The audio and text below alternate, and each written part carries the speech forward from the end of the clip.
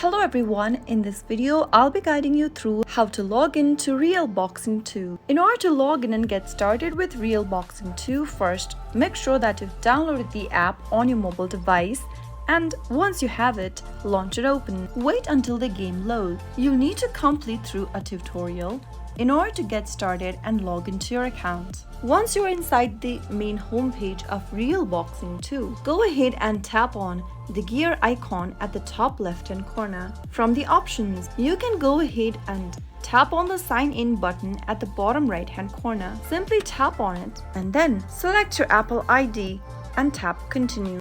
Now, go ahead and log in using your Apple ID and you'll be able to log in to Real Boxing 2. That is how you can easily log in to Real Boxing 2 with a few simple steps. If you found the video to be helpful, go ahead and give us a thumbs up. Don't forget to subscribe to the channel by hitting the subscribe button. Also press the notification bell so that you'll never miss another upcoming upload from us. I'll see you again in the next video. Goodbye till then.